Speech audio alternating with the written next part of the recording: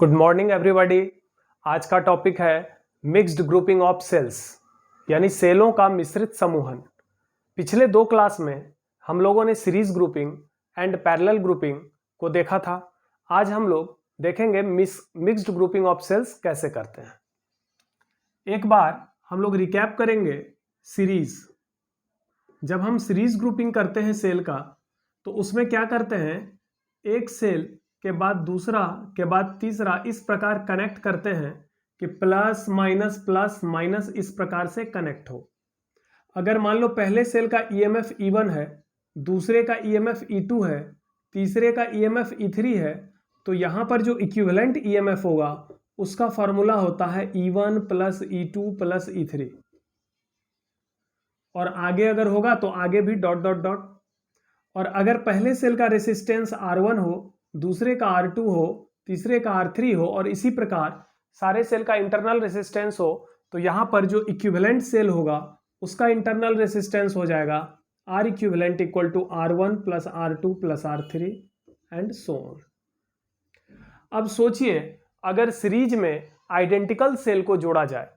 Identical cell वैसा cell होता है जिसका ईएमएफ और इंटरनल रेसिस्टेंस सेम हो। यहां पर आप देख सकते हैं 1 2 3 सेल को मैंने सीरीज में कनेक्ट किया है। ये तीनों आइडेंटिकल सेल है, तो यहां पर जो ईएमएफ होगा E plus E is equal to हो जाएगा 3E। इक्विवेलेंट रेसिस्टेंस हो जाएगा R plus R equal to हो जाएगा 3R। अगर इस प्रकार से n सेल को जोड़ा जाए तो E प्लस ई ऐसे करके n सेल है, तो यहां पर NE हो जाएगा। R प्लस R ऐसे करके n सेल है, तो यहां पर NR हो जाएगा। ये डॉट डॉट जाएगा ऐसे। तो अगर n आइडेंटिकल सेल को सीरीज में कनेक्ट किया जाए तो इक्विवेलेंट ईएमएफ होगा NE और इक्विवेलेंट रेसिस्टेंस होगा NR। ठीक है।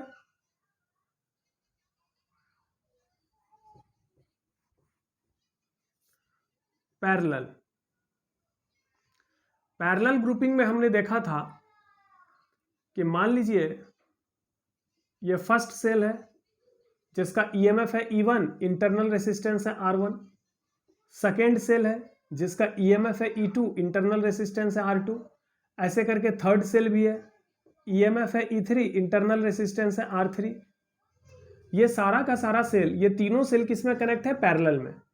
तो जो इक्विवेलेंट ईएमएफ होगा उसका फॉर्मूला था R equivalent into E1 by R1 plus E2 by R2 plus E3 by R3।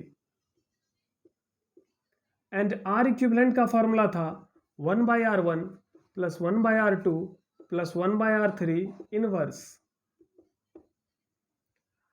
ठीक है, ये इक्विवेलेंट ईएमएफ का फॉर्मूला है, ये इक्विवेलेंट इंटरनल रेसिस्टेंस का फॉर्मूला है।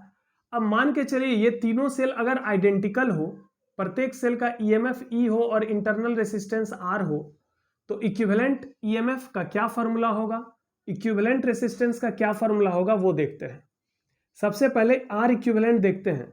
ये हो जाएगा 1 by R plus 1 by R plus 1 by R inverse. तो ये हो जाएगा 3 बाय R इनवर्स, जिसका वैल्यू हो जाएगा R बाय 3। इक्विवेलेंट ईएमएफ का फॉर्मूला हो जाएगा R equivalent into E by R plus E by R plus E by R, E by R plus E by R plus E by R। अब R equivalent का value कितना है, R by 3। E by R plus E by R plus E by R हो जाएगा 3E by R। R cancel, 3 cancel, कितना आ गया E। इसका मतलब अगर आइडेंटिकल सेल हो, कैसा सेल हो, आइडेंटिकल, एक समान सेल हो जो कि पैरेलल में कनेक्ट हो, ये तीन सेल है जो पैरेलल में कनेक्ट है, तो इक्विवेलेंट ईएमएफ वही आएगा जो किसी एक सेल का ईएमएफ है। देख रहे हैं, प्रत्येक सेल का ईएमएफ E है, इक्विवेलेंट ईएमएफ भी कितना आ गया E, और प्रत्येक सेल का रेसिस्टेंस R है, तो इक्विवेलेंट रेसिस्टेंस होगा R बाई 3, यानी जितना भी सेलों की संख्या है उससे डिवाइड लगेगा। अगर सोचिए यहां प्रत्येक सेल का ईएमएफ अगर NE हो और इंटरनल रेसिस्टेंस NR हो, प्रत्येक सेल का ईएमएफ NE और इंटरनल रेसिस्टेंस NR हो, और ऐसे करके टोटल M सेल लगे हों, कितने सेल लगे हों, m सेल, तो यहां पर R इक्विवेलेंट का वैल्यू कितना आएगा? तो देखिए किसी एक सेल का इंटरनल रेसिस्टेंस है NR और टोटल सेलों की संख्या कितनी है, m, तो यहां R इक्विवेलेंट हो जाएगा NR/m। इक्विवेलेंट EMF का वैल्यू हो जाएगा R equivalent into, equivalent EMF का वैल्यू हो जाएगा R equivalent into E1/R1 plus E2/R2 plus E3/R3, ऐसे करके आएगा। तो NE/NR, NE/NR plus NE/NR plus ऐसे करके कितना आएगा, m सेल है, तो R इक्विवेलेंट का वैल्यू कितना है, NR/m into NE/NR, NN cancel, E/R plus E/R, ऐसे करके टोटल m टाइम्स ऐड होगा तो ME/R होगा, mm कैंसिल, RR कैंसिल, तो कितना आ गया, NE। इसका मतलब इक्विवेलेंट EMF वही आ रहा है जो किसी एक सेल का EMF है। तो इस चीज को याद रखेंगे कि अगर पैरेलल ग्रुपिंग में आइडेंटिकल सेल कनेक्ट होंगे, आइडेंटिकल सेल, तो इक्विवेलेंट EMF वही आएगा जो किसी एक सेल का EMF होगा और इक्विवेलेंट रेसिस्टेंस वही होगा जो किसी एक सेल का रेसिस्टेंस होगा डिवाइड टोटल सेलों की संख्या होगी। अब हम लोग चलते हैं मिक्स्ड ग्रुपिंग। आज का जो टॉपिक है mixed grouping of cells. Mixed grouping of cells का मतलब हो गया इसमें कुछ सेल को हम लोग सीरीज में जोड़ेंगे और कुछ सेल को पैरेलल में जोड़ेंगे, यानी दोनों कॉम्बिनेशन देखने को मिलेगा, सीरीज एंड पैरेलल दोनों।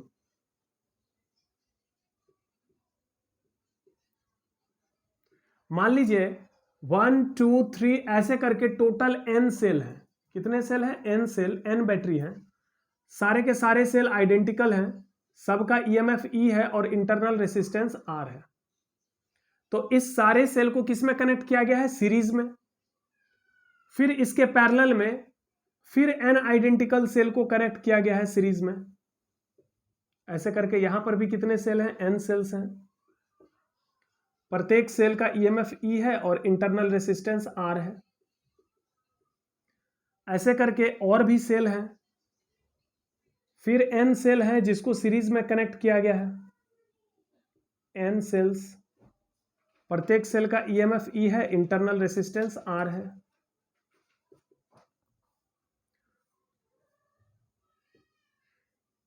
और सबको किसके साथ कनेक्ट किया गया है, एक एक्सटर्नल लोड R के साथ। R क्या है आपका, एक्सटर्नल लोड। तो यहां पर देखिए पहले रो में, रो का मतलब यहां हो गया, रो का मतलब होता है पंक्ति या कतार। फर्स्ट रो में कितने सेल हैं, n सेल, सेकेंड रो में भी n सेल है, थर्ड रो में भी n सेल है, ऐसे टोटल m रो है। कितना रो है, m रोज, यानी टोटल रो की संख्या m है।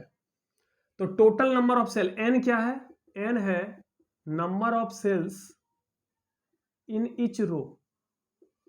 प्रत्येक रो में सेलों की संख्या है n एंड m क्या है, टोटल नंबर ऑफ रोज। कुल रो की संख्या कितनी है, m, तो टोटल नंबर ऑफ सेल्स कितना हो जाएगा, टोटल नंबर ऑफ सेल्स ये हो जाएगा m इंटू n। अब देखो एक रो में मान लो 5 सेल है और ऐसे करके मान लो 3 रो है, तो 5 5 10 5 15, यानी 5 तिया 15। अब एक रो में n सेल है और टोटल m रो है, तो total number of cell m into n होगा। अब देखते हैं चूंकि ये सारा सेल सीरीज में कनेक्ट है तो इसका इक्विवेलेंट EMF हो जाएगा E प्लस E कितना, n सेल है तो यहां n ही हो जाएगा, R प्लस R ये कितना हो जाएगा, NR। तो इस सारे सेल का इक्विवेलेंट निकल गया।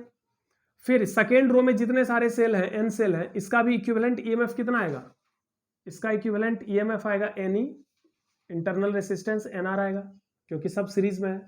फिर थर्ड रो का भी वही आएगा, थर्ड रो में भी आप चेक करिए E ऐसे करके n सेल है तो NE, इंटरनल रेसिस्टेंस NR। ऐसे करके टोटल कितने रोज हैं, m रोज हैं। और ये सब किसके साथ कनेक्ट है, एक एक्सटर्नल लोड R के साथ।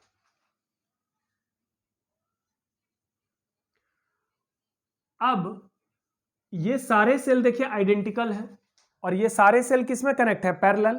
तो इसका जो इक्विवेलेंट होगा, यहां पर देखिए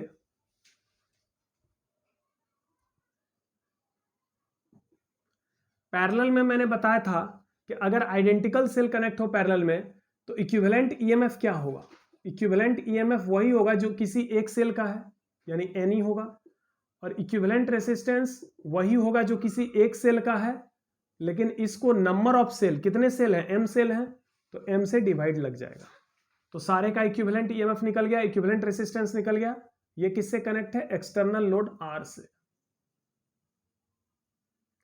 ये कितना करंट दे रहा, I एम्पियर का। ये पूरा ग्रुप मिलकर कितना करंट देगा, I एम्पियर। किसको, इस लोड को। ये सारा सेल मिलकर, यहां पर सेलों की संख्या m इंटू n, ये सारा सेल मिलकर इस लोड को I एम्पियर का करंट देगा। यहां पर इसका जो इक्विवेलेंट ईएमएफ आ रहा है, ये जो इक्विवेलेंट सेल है, ये पूरे मिक्स्ड ग्रुपिंग का इक्विवेलेंट सेल है, ये कितना करंट देगा, I। अब I का वैल्यू कैसे लिखेंगे, तो यहां पर आसानी से लिख सकते हैं, I बराबर हो जाएगा, एक ही सेल है जिसका ईएमएफ है E इक्विवेलेंट, टोटल रेसिस्टेंस कितना, यहां पर दो रेसिस्टेंस है, एक एक्सटर्नल है एक इंटरनल है, और ये दोनों रेसिस्टेंस सीरीज में है क्योंकि सेम करंट फ्लो हो रहा है। तो इसका वैल्यू लिखेंगे NE by R plus R equivalent का वैल्यू है NR बाय M। तो ये आपका हो गया करंट का वैल्यू। तो मिक्स्ड ग्रुपिंग में याद रखेंगे करंट का वैल्यू ये हो जाएगा, इक्विवेलेंट ईएमएफ का वैल्यू हो जाएगा मिक्स्ड ग्रुपिंग में। याद रखें मिक्स्ड ग्रुपिंग का मतलब होता है कि यहां पर टोटल एक रो में कितने सेल हैं, n सेल, और टोटल कितने रो हैं, m रो हैं। टोटल नंबर ऑफ सेल कितना हो जाएगा, m इंटू n। सारे सेल आइडेंटिकल हैं, हर एक सेल का ईएमएफ E है, इंटरनल रेसिस्टेंस R है। पूरे मिक्स्ड ग्रुपिंग का जो इक्विवेलेंट सेल होगा उसका ईएमएफ होगा Ne और इक्विवेलेंट रेसिस्टेंस हो जाएगा NR बाय M। करंट का वैल्यू मिल गया। तो ये था मिक्स्ड ग्रुपिंग का फॉर्मूला, इसको याद रखिएगा, ये फॉर्मूला काम आएगा न्यूमेरिकल बनाने में। ठीक है, थैंक यू।